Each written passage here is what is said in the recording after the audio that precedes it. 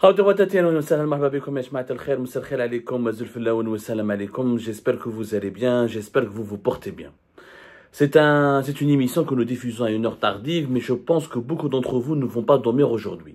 Je pense que dans cette nuit du 18 novembre 2024 sera longue. Elle sera longue, elle ne va pas se terminer aussi facilement le lendemain, le 19 novembre. Parce que je pense que beaucoup d'entre vous sont en train de réfléchir sur l'avenir de l'Algérie et sur sa situation actuelle, notamment à la lumière de l'annonce de ce nouveau gouvernement que Abdelmadjid Tebboune, le président, notre cher président de la République, le président algérien, a décidé de mettre en place. Le premier gouvernement de Abdelmadjid Tebboune pour son deuxième mandat est tout simplement le gouvernement le plus catastrophique de l'Algérie indépendante. Un gouvernement qui n'a aucun sens, aucune identité, aucun style, incohérence totale et surtout des bêtises et des irrationalités grossières. 34, c'est le chiffre qu'on doit retenir, 34 ministres, à savoir 6 secrétaires d'État et 28 ministres, 30 hommes, 4 femmes, 34 portefeuilles ministériels, 34 budgets, 34 dépenses publiques, 34 postes pour lesquels ces personnes auront des privilèges, des salaires, des avantages et des avantages sociaux, des avantages en nature avec des chauffeurs, des prises en charge, de logements de fonction, etc. 34 personnes dont on ne sait même pas pour quel projet ils ont été recrutés, pour quel projet ils ont été enroulés, quelle est leur mission qu'on leur a assignée, on n'a absolument rien compris. Alors, la nouveauté, c'est qu'il n'y a pas de nouveauté. Voilà, la nouveauté, c'est que d'abord qu'il n'y a pas de nouveauté. Abdelmadjid Tebboune a maintenu le premier ministre Nader El-Arbaoui, donc l'homme le plus fantomatique de l'histoire de l'Algérie, le premier ministre qui n'a jamais été vu sur le terrain. On le voit uniquement à l'aéroport international d'Alger pour accueillir les délégations étrangères qui sont invitées par Tebboune. On le voit uniquement dans certaines cérémonies à l'international pour représenter Abdelmadjid Tebboune quand Abdelmadjid Tebboune ne veut pas ou ne peut pas aller à l'étranger. On le voit dans il co-préside le Conseil des ministres avec Abdelmadjid Tebboune, mais en réalité, il ne préside rien du tout, c'est Abdelmadjid Tebboune qui fait tout. C'est un premier ministre qui ne fait jamais de conférence de presse, qui ne donne jamais d'interview, qui fait très peu de visites de terrain. Ses visites sur le terrain se comptent sur le bout des doigts, sur les bouts des doigts. Donc, malgré tout ce bilan mauvais, son incapacité à diriger, son incompétence à Nader El-Arbaoui, on l'a déjà expliqué, il est lui-même dégoûté, lui-même voulait partir parce qu'il n'avait ni la carte blanche, ni marge de manœuvre, ni la possibilité de travailler, puisque les conseillers à la présidence lui ont pris ou l'ont dépossédé de tous les dossiers les plus stratégiques et les plus souverains, ou là qui engagent la souveraineté de l'État. Que ce soit les litiges liés aux investissements, que ce soit les dossiers de sécurité nationale, que ce soit les gros projets économiques, que ce soit les décisions de limitation des importations, soit la gestion de la lutte contre l'inflation. Tout passe par soit les questions judiciaires, les questions sécuritaires, les questions liées à la société civile. Tout est géré par Abdelmadjid Tebboune et son cabinet et ses conseillers au palais présidentiel d'Al-Mouradi. On l'a dit depuis novembre 2023, depuis son arrivée au Premier ministère,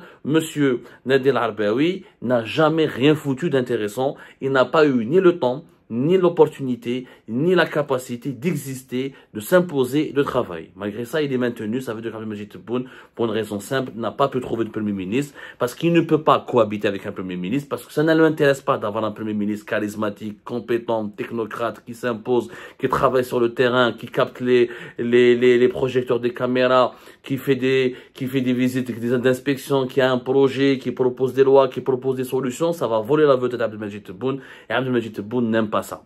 Alors, les départements, les principaux ministres de son ancien gouvernement, avec lequel il a fait une bonne partie de son premier mandat, sont restés en place. Alors, Nader El-Arbaoui, il reste. Le ministre des Affaires étrangères, il reste. Le ministre de l'énergie, Mohamed Arkab, il reste. Ahmed Attaf, il reste. Le ministre de l'Intérieur, Brahim Rad, il reste.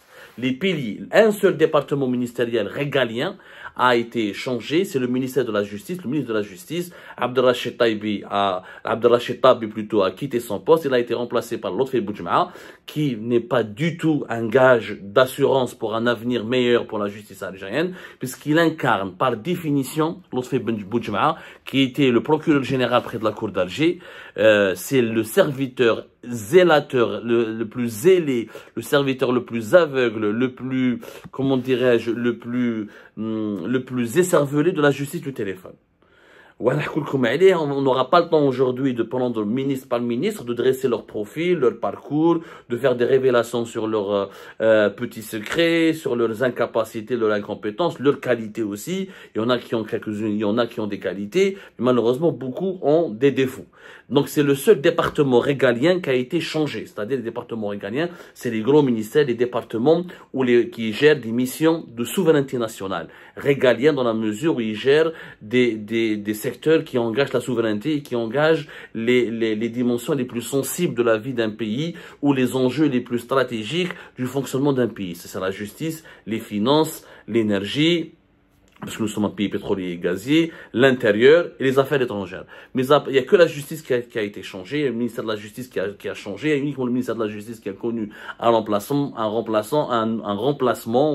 qui n'est même pas un remplacement, puisque l'autre fait Boujma, il est pire que Abdelrachid Tabi. On a comment ce procureur est devenu ministre et ça n'augure rien de bon pour l'avenir. Tout le reste, c'était du bricolage et au-delà des noms, nous allons parler des noms des personnes qui ont été nommées, c'est la création de nouveaux ministères qui n'ont aucun sens. Alors l'Algérie de Tebboune a créé un ministère du commerce intérieur, un ministère du commerce extérieur. Je ne rigole pas, l'annonce à la belle, elle a choqué beaucoup d'entre vous. Depuis tout à l'heure, les gens m'appellent, me demandent mais est-ce que c'est vrai. Effectivement, nous avons donc un ministre de l'intérieur, un ministre du commerce intérieur et un ministre du commerce extérieur. Mohamed Boukhari, c'est le ministre du commerce extérieur et de la promotion des importations. Taïb Zitouni, qui était ministre du commerce, est devenu ministre du commerce intérieur et de la régulation du marché national. Alors, dans un pays où on n'exporte que le pétrole et le gaz, où on n'a même pas 5 milliards de dollars et d'exportation hors hydrocarbures, où la majorité de nos exportations hors hydrocarbures, c'est du ciment, c'est des engrais et d'autres produits chimiques qui sont liés aux hydrocarbures, où là qu'on peut fabriquer à bas coût grâce aux hydrocarbures. Il y a juste quelques dates, etc., quelques légumes, quelques conneries. Comment on peut créer un ministère du commerce extérieur alors on n'est pas une puissance exportatrice? L'Allemagne, parmi les plus grands pays exportateurs du monde, mais on a le ministère du commerce extérieur. Je ne sais pas le ministère du commerce extérieur, à quoi il sert.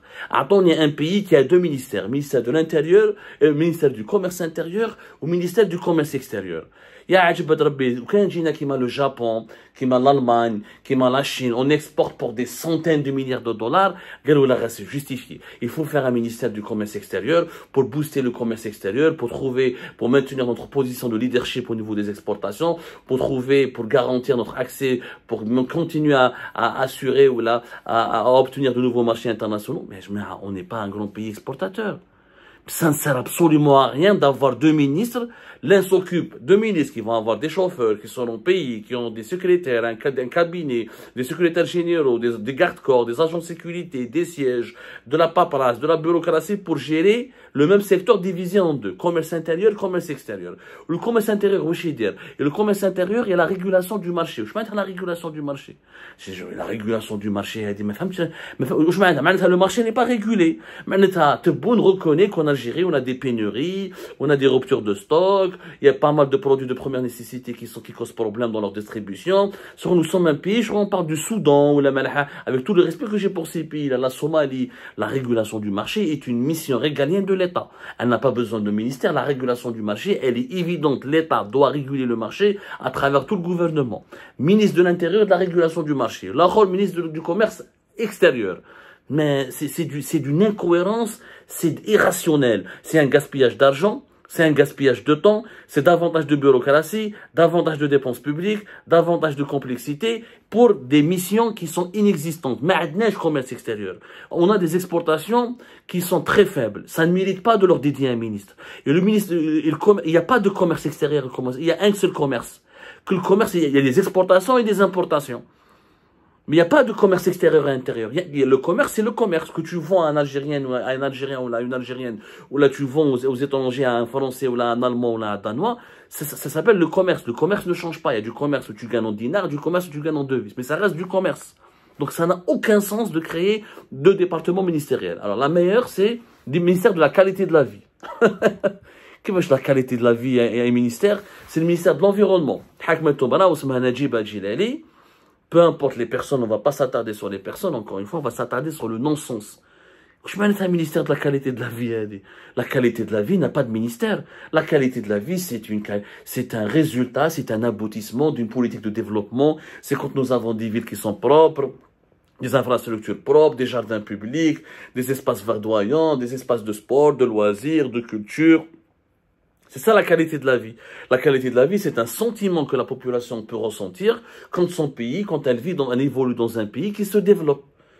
Mais le ministère de la qualité de la vie, ça n'a aucun sens. Mais ça n'a strictement aucun sens.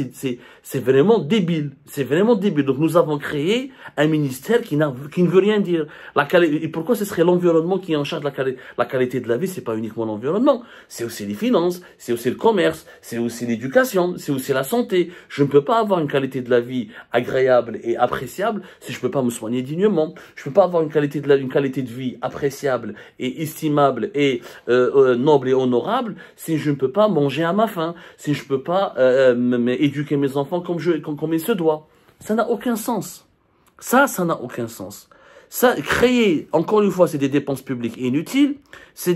Alors, le pire, c'est le ministère de l'Industrie. Alors, on aura un ministre délégué auprès du ministre de l'Industrie chargé de la production pharmaceutique. Et on aura un ministre de l'Industrie. Donc, pourquoi un ministre délégué chargé de la production pharmaceutique, il y a un ministre de l'Industrie. Il y a qu'on avait déjà le ministère de l'Industrie de la production pharmaceutique. Je crée un autre ministère chargé de la production pharmaceutique. C'est l'expérience dernière déjà. Il y avait Ali Aoun entre 2002 et septembre 2023. Il était en charge de la production. En 2022, déjà, il était en charge de la production pharmaceutique. On a fusionné les deux ministères.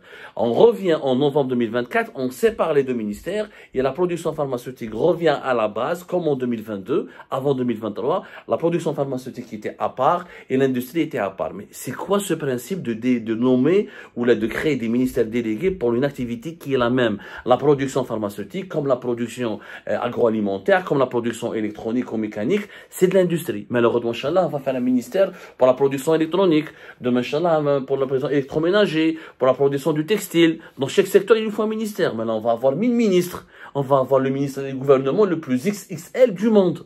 Ça n'a pas de sens.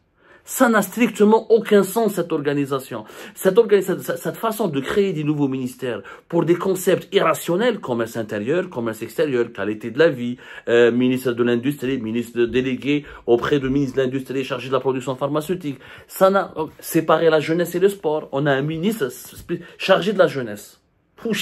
La jeunesse mérite un ministère. La jeunesse, elle mérite une politique. Elle mérite des programmes d'investissement. Elle mérite des engagements. Elle mérite des investissements majeurs. Elle mérite une politique nationale. Mais il n'y a pas un ministère de la jeunesse. Maintenant, les personnes âgées, il faut leur faire un ministère. Le ministère des personnes âgées. Les personnes, où j'ai dit le ministre de la jeunesse? Où on a séparé le sport, mais le ministère de la jeunesse. Ça n'a aucun sens. C'est quoi le but du ministère de la jeunesse? C'est quoi? Faire quoi? Qu'est-ce qu'on fait concrètement? On fait quoi? On est censé faire quoi avec le ministère de la jeunesse? Dans un pays où la majorité de la population elle est jeune, tout le gouvernement est censé s'occuper de la jeunesse, dans le domaine de la santé, de l'éducation, des finances, de l'industrie, de l'agriculture. Ah non, en Algérie, on dirait que la jeunesse est une denrée rare, elle est en voie de disparition, donc on lui dédie un ministère. C'est du n'importe quoi. Encore une fois, c'est du n'importe quoi. Et la liste, elle est longue. La liste, elle est longue. Alors, je m'attarde pas sur les personnes, parce qu'Abdelmajid Tebboune, qu'est-ce qu'il a fait? Il n'a pas trouvé des personnes qui veulent travailler avec lui. Il n'a pas trouvé de compétences qui veulent travailler, qui ont accepté de travailler avec lui. Il n'arrivait pas à fédérer des personnes autour de lui. Donc, il a pris le même gouvernement qu'il avait lors de ces 2 dernières années, depuis novembre 2023 jusqu'aux élections, jusqu'à son 2e mandat, il les a reconduits.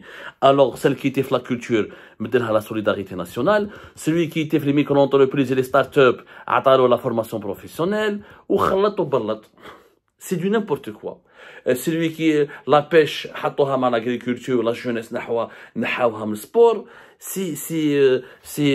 voilà, il n'y a rien de nouveau. C'est quoi les nouvelles têtes?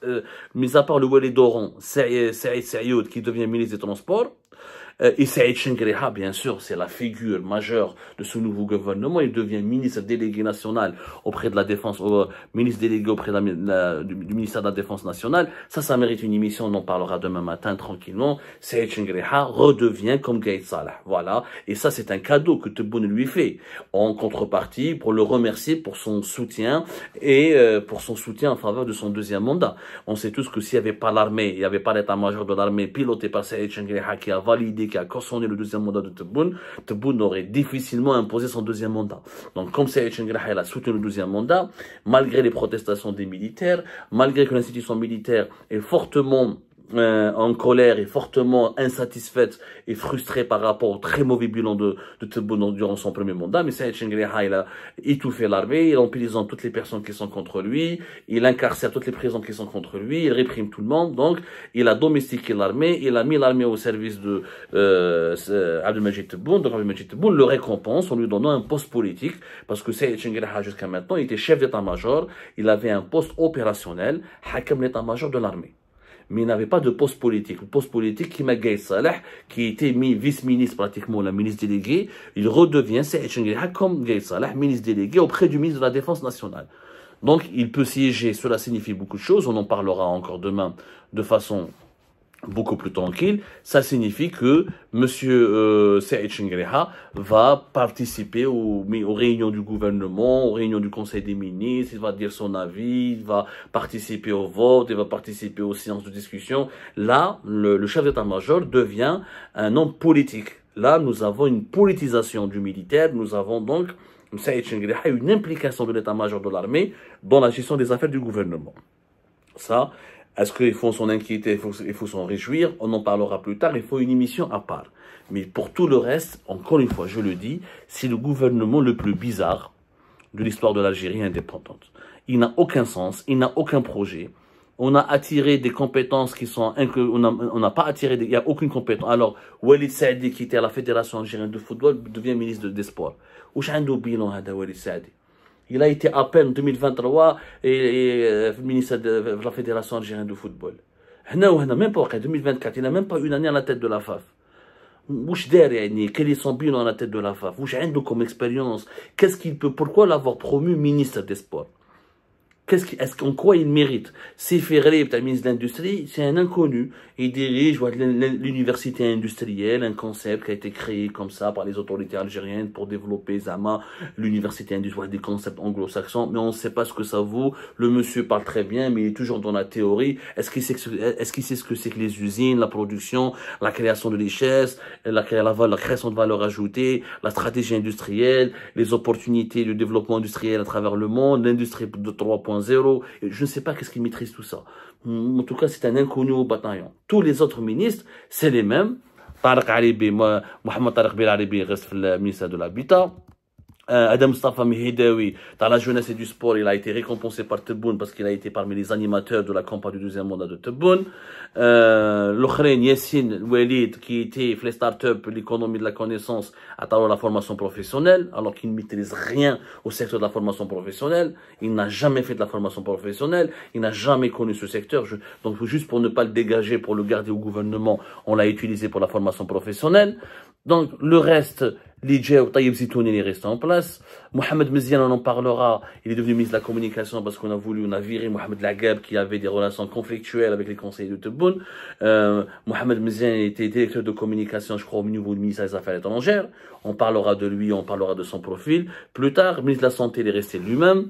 Et tout le gouvernement, quand ils ont permuté, la culture, la solidarité nationale, c'est des permutations, c'est du bricolage. Ce gouvernement est catastrophique parce qu'il a créé des nouveaux portefeuilles, il est doté de nouveaux portefeuilles ministériels qui sont irrationnels, qui font rire. Je vous assure que les étrangers vont rire de nous. Un ministère de la qualité de la vie. Mais alors, Inch'Allah, des ministères de la propreté, ministère de l'hygiène corporelle, ministère de la chirurgie dentaire, ministère de la pomme de terre, ministère du blé. Ça n'a pas de sens. On a créé de nouveaux ministères qui n'ont pas lieu d'être. C'est beaucoup plus de dépenses, c'est beaucoup plus d'argent qui sera gaspillé, dilapidé, c'est de la bureaucratie en plus, et c'est de l'irrationalité. Ce nouveau gouvernement, avec lequel commence Abdelmajid Tebboune son deuxième mandat, démontre que Tebboune n'a pas de projet pour l'Algérie. Il n'a aucune vision pour l'Algérie. Il est dans le bricolage, il colmate les brèches, il veut rester au pouvoir le plus longtemps possible, il n'a pas de solution au pays, il bricole, il fait du surplace, il fait de la politique du spectacle. Ah, je vous ai fait un ministère du commerce intérieur et du commerce extérieur. Je vous ai fait un ministère délégué pour la production pharmaceutique. C'est comme un ministère de la qualité de la vie. Il est en train il veut juste faire des coups d'éclat. Mais il n'a pas de stratégie, il n'a pas de projet, il n'a pas de programme de développement du pays. Sinon, il n'aurait pas agi avec autant de légèreté, avec autant d'amateurisme. Quand on commence son deuxième mandat avec, avec une telle légèreté, avec un tel amateurisme, franchement, ça soulève beaucoup d'inquiétudes pour l'avenir du pays.